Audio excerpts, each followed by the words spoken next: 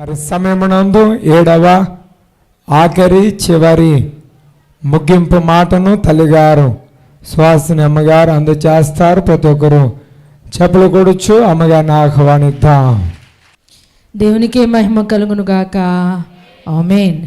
వాక్యం చదువుకుందాం అండి. లూకాసు వార్త 23వ అధ్యాయము 46వ వచనం చదువుకుందాం. లూకాసు వార్త 23వ అధ్యాయం 46వ వచనం. అప్పుడు యేసు గొప్ప శబ్దముతో కేకవేసి, తండ్రి నీ చేతికి నా ఆత్మను అప్పగించుచున్నాను నేను. ఆయన ఇలాగు చెప్పి ప్రాణము విడిచెను. దేవుడి వాక్యము దీవించును గాక. ఆమేన్. సర్వోన్నతుడ మహిమోన్నతుడ మహిమ కలిగిన రాజా మీ కొందనాలు స్తుతులు స్తోత్రాలు చెల్లించుకొంచున్నాం ప్రభా. మీ ఉచితమైన కృపను బట్టి దయను బట్టి కనికరాన్ని బట్టి ప్రభా నాయన మంచి శుక్రవారము గుడ్ ఫ్రైడే కార్యక్రమంలో మమ్మల్ని ప్రవేశపెట్టించి ప్రభా నాయన ప్రారంభ ప్రార్థన నుండి నాయన పాటల్లో క్రమాల్లో వాక్యపటంలో 7 ప్రార్థనలో నాయన 7 ప్రసంగాల్లో మాటల్లో మీరుండి నడిపించారు. వందనాలు స్తోత్రాలు స్తుతులు చెల్లించుకొంచున్నాం తండ్రి. మంచి వాతావరణం ఇచ్చారు, ప్రాణాల్లో తోడుగా ఉన్నారు. వందనాలు స్తోత్రాలు. ప్రతి ఒక్క హృదయములో ప్రతి మాటను భద్రపరిచి మీ యొక్క ఆశీర్వాదములతో దీవెనలతో మీరే నింపి నడిపించండి. సమస్తమును మీ పాదముల ఎద్దు పెట్టి సమర్పించుకొంచు యేసువారి పుణ్యనామను మిక్కిలి వినముగా బ్రతిమలాడి వేడుకొంచున్నాను పరమ తండ్రి. ఆమేన్. ఈ అవకాశం ఇచ్చిన మన ప్రభువైన యేసుక్రీస్తు వారికి మహిమ మహిమ మహామహిమ ఘనత కీర్తి ప్రభావములు కలుగునుగాక. ఆమేన్. కూడి ఉన్న మన ఎల్లరికి యేసుక్రీస్తు వారి శుభనామమున మనకు శుభములు కలుగునుగాక. ఆమేన్. ఒక హెబ్రీ దాసుడు ఉన్నాడు. హెబ్రీలు నిర్గమాకాండములో మనం గమనించినట్లయితే 21వ అధ్యాయము 6వ వచనం మొదటి నుంచి 6వ వచనం వరకు ఒక దాసుడు హెబ్రీలకు సంబంధించిన దాసునికి కలిగిన నియమాల గురించి వ్రాయబడి ఉంది. అదేమిటి అంటే అతను ఇతరులైన వారు దాసునిగా కొనుక్కున్నప్పుడు ఆ యొక్క దాసునికి 6 సంవత్సరములు అయిన తర్వాత 7వ సంవత్సరం అందు విడుదలను ఇస్తారు. అయితే అతను వేరే చోటకి తనకు నచ్చిన చోటకి వెళ్ళవచ్చు ఆ విడుదలతోటి. అయితే ఇక్కడ మనం గమనించినట్లయితే అతను ఆ యజమాని దగ్గరికి వచ్చేటప్పటికి అతనికి సంతానము లేదు, భార్య లేరు, ఎవరూ లేరు. అక్కడికి వచ్చిన తర్వాత భార్య వచ్చింది, సంతానము కలిగింది. ఇప్పుడు అతను 6 సంవత్సరములు అయిపోయిన తర్వాత 7వ సంవత్సరం అందు విడుదల కోసం వెళ్ళిపోయే సమయం వచ్చినప్పుడు అతను తనకున్న భార్యను బిడ్డలను విడిచిపెట్టి వెళ్ళాలి. ఆ సమయంలో అతన్ని యజమానుడు అడుగుతాడు, ఏమనంటే నువ్వు విడిచిపెట్టి నువ్వు స్వతంత్రుడివై వెళ్ళిపోతావా లేకపోతే బద్ధుడివై ఉంటావా అని అడుగుతారు. అడిగినప్పుడు అతను మాట చెప్తాడు. అతను తన కుటుంబాన్ని ప్రేమించినట్లయితే నేను నా కుటుంబాన్ని విడిచిపెట్టనని ఉద్దేశించుచున్నాను కనుక నేను నా కుటుంబాన్ని విడిచిపెట్టను, నేను స్వతంత్రుడగా పోనలను అని అంటాడు. అనినప్పుడు ఆ యజమానుడు తలుపు యొక్క కుదురు దగ్గరకు తీసుకుని వెళ్ళి అతని చెవికి గాయము చేస్తాడు. అది అక్కడ నిర్గమాకాండములో జరిగే విషయము. అయితే ఇక్కడ మనం గమనించినట్లయితే యేసు ప్రభువారు కూడా ఈ లోకానికి వచ్చారు. 6 మాటలు మీరు విన్నారు. మొట్టమొదటి మాట, 2వ మాట, 3వ మాట, 4వ మాట, 5వ మాట, ఇందకల కొంచెం సేపట్లో 6వ మాట కూడా విన్నారు. ఈ 6 మాటలు ఏమిటి అంటే యేసు ప్రభువారు సిలువలో పలికిన చివరి యొక్క మాటలు. ఏం చెప్పండి? సిలువలో పలికిన చివరి మాటలు.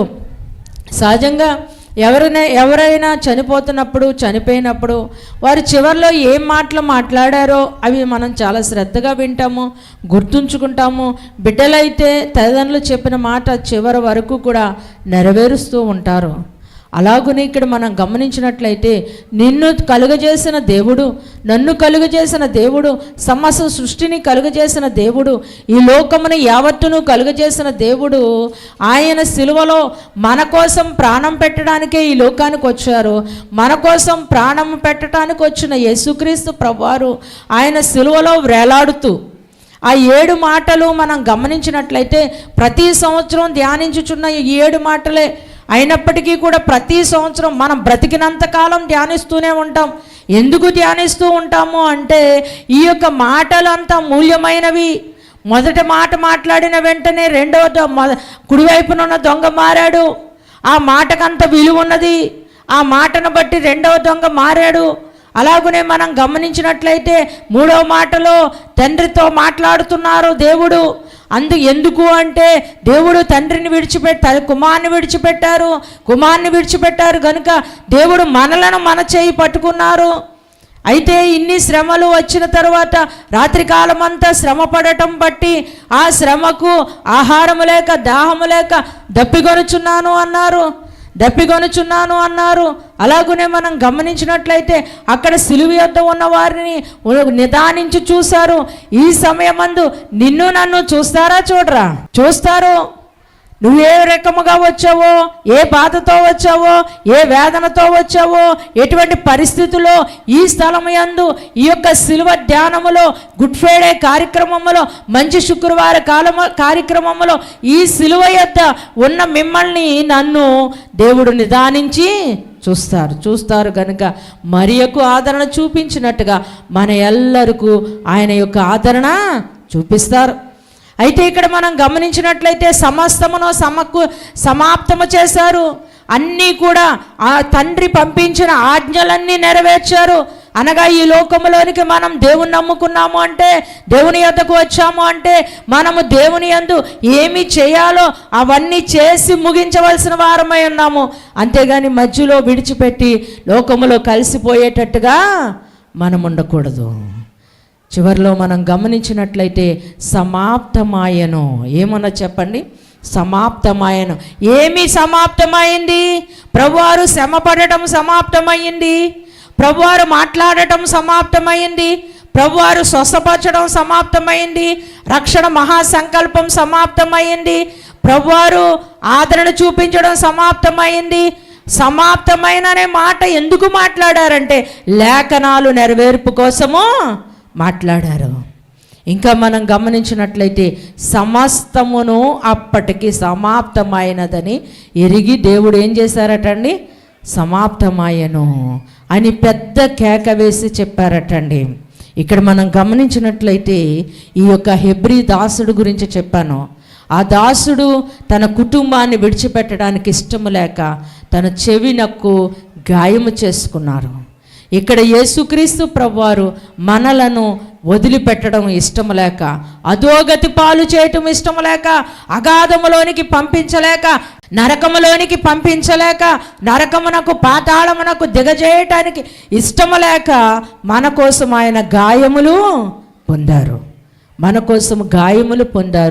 మన కోసము ప్రాణము పెట్టారు. ఈ లోకములో మనం గమనించినట్లయితే ఆయన మన కోసము మరణించారు, మృత్యుంజయుడై లేచారు.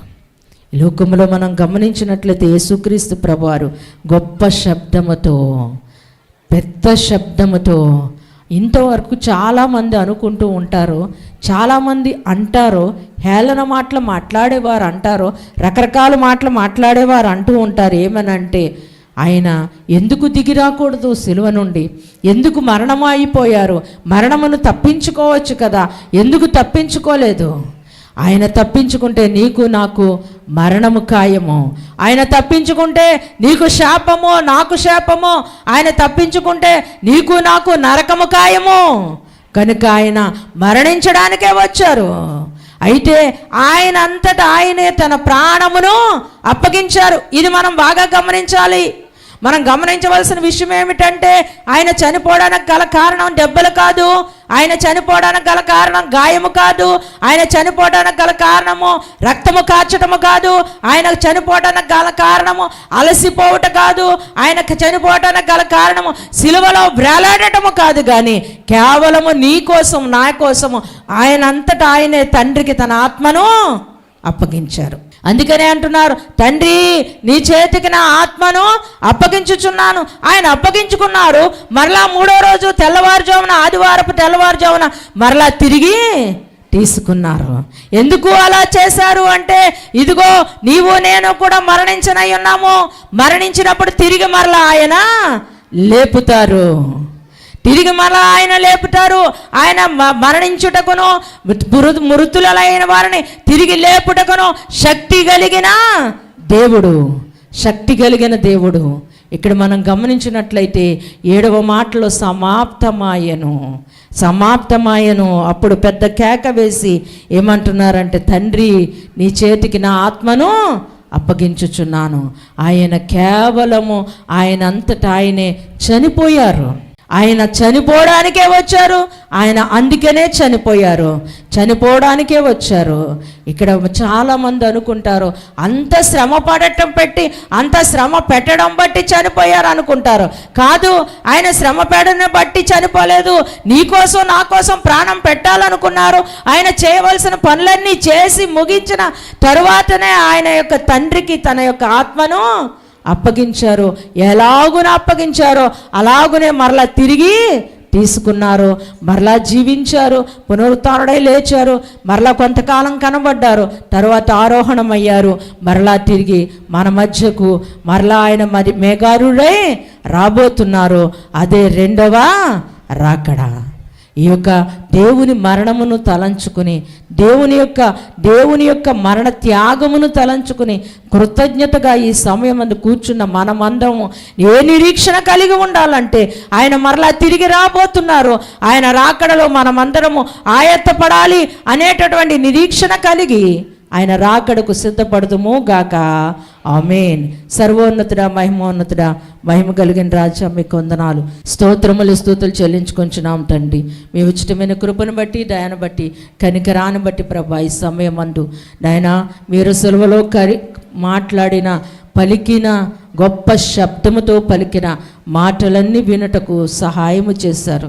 మా హృదయములో భద్రపరుచుకొని ప్రతి మాటను మా హృదయములో నాయన జ్ఞాపకముంచుకుని, నాయన మీ యందు చెవిగలవాడు వినుగాక అని సెలవిచ్చినట్టుగా ప్రభా, మీ మాటలను మా హృదయములో భద్రపరుచుకొని మీ రాకడకు నాయన మేము సిద్ధముగా ఉండుటకు, మీ రాకడలో ఆయత్తపడుటకు మీ కృపనిచ్చి నడిపించండి. సమస్తమును మీ పాదముల ఎద్దు పెట్టి సమర్పించుకొంచు యేసువారి పుణ్యనామమున మిక్కిలి వినముగా బ్రతిమలాడి వేడుకొంచున్నాను పరమ తండ్రి.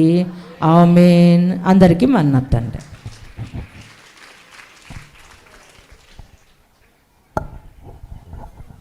మరి ఎంతవరకు తల్లిగారు శ్వాసని అమ్మగాని ప్రభు నిలవబెట్టుకొని ఆఖరి చివరి ముగింపు మాటను ద్వారా ప్రభు మనతో మాట్లాడిన వారు ఉన్నారు. అట్టి ప్రభువునికి మహిమ కలుగును గాక. ఆమె దేవుని స్తోత్రం. హల్లెలూయా.